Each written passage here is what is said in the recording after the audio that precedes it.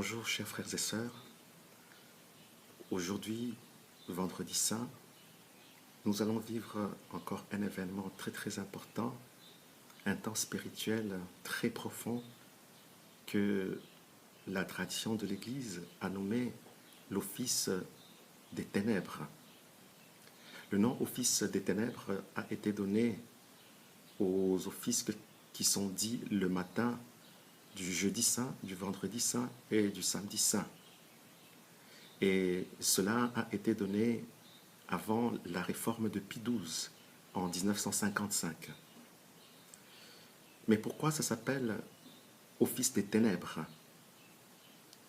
Comme nous pouvons déjà le pressentir, oui, bien sûr, c'est un office ou ce sont des offices qui sont marqués par la souffrance, par le deuil.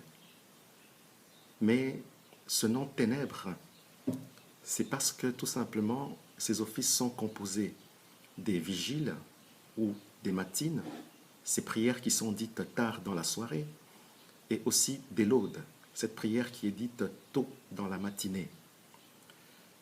Et ces offices des ténèbres devaient commencer de manière à finir dans la soirée. Voilà pourquoi ça s'appelle ténèbres. Et la caractéristique principale de cet office des ténèbres, ce qui n'a pas la structure normale des offices que nous faisons quotidiennement, ces offices sont composés de ce que l'on appelle les nocturnes. Étymologiquement, le nom nocturne en musique, il voudrait dire la musique de la nuit. Vous comprenez déjà que nous sommes en plein office des ténèbres. Donc, comme je le disais, cet office est composé des nocturnes, de 3 nocturnes, et chaque nocturne est composé de 3 psaumes, de 3 lectures et d'un répond bref. Donc, nous aurons 3 nocturnes, cela veut dire 9 psaumes. Nous aurons 3 lectures par nocturne, donc 9 lectures, et 3 répons par nocturne. À la suite de ces 3 nocturnes composées de 9 psaumes et de 9 lectures, il y aura la prière des laudes. Les laudes, comme nous le faisons habituellement, sont composées de 2 psaumes intercalés par une hymne de l'Ancien Testament. Voyons à présent un tout petit peu en détail qu'est-ce qui se passe dans l'office des ténèbres. Habituellement, lorsque nous commençons les laudes ou bien les vêpres, les laudes, nous commençons par « Seigneur, ouvre mes lèvres » en se signant. « Et ma bouche annoncera ta louange ». Ensuite, il y a un invitatoire. Mais pour l'office des ténèbres, on ne se signe pas. Il n'y a pas le signe de croix. Il n'y a pas le « Seigneur, ouvre mes lèvres ». On commence directement par une inclinaison. On s'incline. Ensuite, le chantre entonne la lamentation de Jérémie. Cet hymne qui a été composé en 587 après la destruction de la ville de Jérusalem. Nous commençons par la lamentation de Jérémie et vous voyez déjà que cet hymne nous donne le ton même de tout l'office. Après cette lamentation de Jérémie, nous allons commencer le premier nocturne.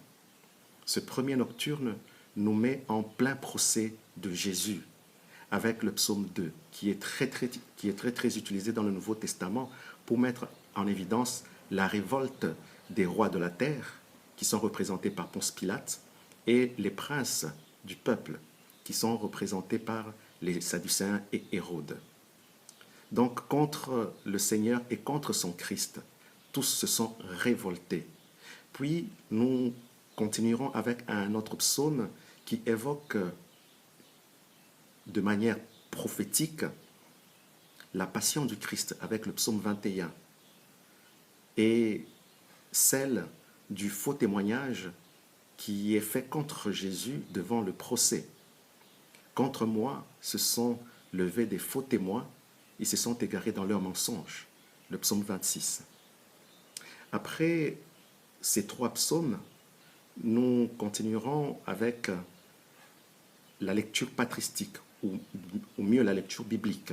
3 lectures qui vont commencer par la menace de mort qui pèse sur Joseph, qui est d'abord jeté dans une citerne puis vendu, et qui se finira par l'épisode du serviteur souffrant dans Isaïe. Après ce premier nocturne, nous commençons la série des 3 autres psaumes dans le deuxième nocturne. Et ce nocturne, il évoque le thème du serviteur souffrant et abandonné. Nous commencerons par le psaume 37, puis le don libre et volontaire de lui-même, du serviteur. Tu n'as voulu ni holocauste ni victime, alors j'ai dit, me voici. Cela, c'est le psaume 39. Et enfin, il y aura un cri de confiance qui sera adressé au Père par le psaume 53. Après cette série de 3 psaumes, nous commencerons la lecture de Saint Éphrem. Cette lecture qui est comme une déchirure de la lumière dans la trame très sombre de cette liturgie. Après ce deuxième nocturne, nous continuons avec le 3e nocturne. Et ce 3e nocturne nous maintient dans la même atmosphère de la contemplation du Christ mourant sur la croix.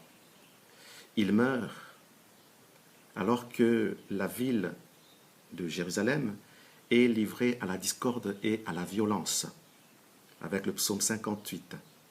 Il crie sa détresse et sa solitude, alors qu'il est déjà compté parmi ceux qui descendent dans la fosse. Le psaume 87. Il meurt afin que l'héritage du Seigneur, le peuple d'Israël, ne soit pas abandonné, même si les impies semblent triompher. Le psaume 93.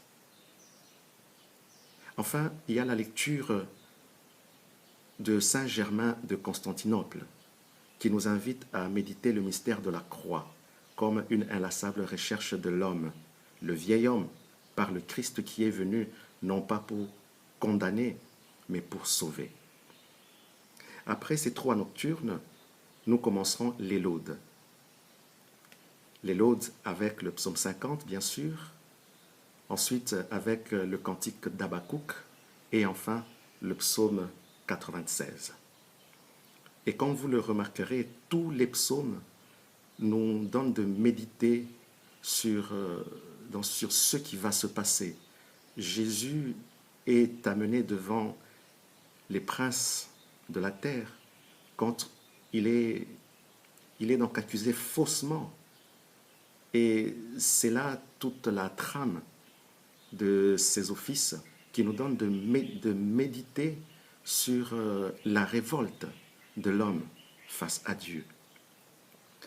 Et face à la révolte de l'homme, face à Dieu, Jésus ne condamne pas, mais il prend cela comme occasion justement pour manifester encore davantage l'amour du Père, parce qu'il ne juge ni ne condamne, mais il veut sauver l'homme. Voilà en substance quels seront ces 3 nocturnes qui seront suivis des laudes. Mais il y aura une autre caractéristique. Vous le verrez, quelque part dans le chœur, vous verrez un chandelier avec 13 cierges. Traditionnellement,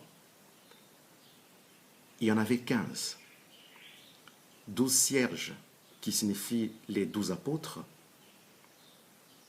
2 cierges qui signifient la Vierge Marie, et le dernier cierge qui se trouve au sommet du chandelier qui signifie le Christ.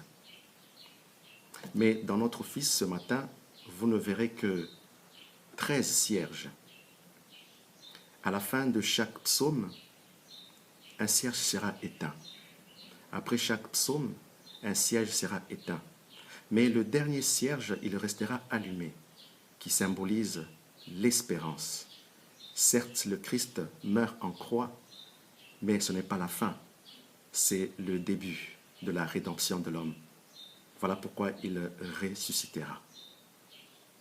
Et ces offices, vous le verrez, qui durent entre 1h30 et 1h45, loin d'être un moment qui nous fatiguerait, mais lorsque nous méditons avec beaucoup d'intériorité tous ces psaumes, nous ne verrons pas le temps passer. Parce que justement, nous verrons comment le Christ est à l'œuvre dans notre monde. Donc, comme je le disais, cet office des ténèbres sera célébré donc aujourd'hui le matin et demain samedi, le vendredi saint et le samedi saint au matin. Donc, frères et sœurs, je vous invite à partager, à vivre avec nous ce temps spirituel très profond. Merci beaucoup.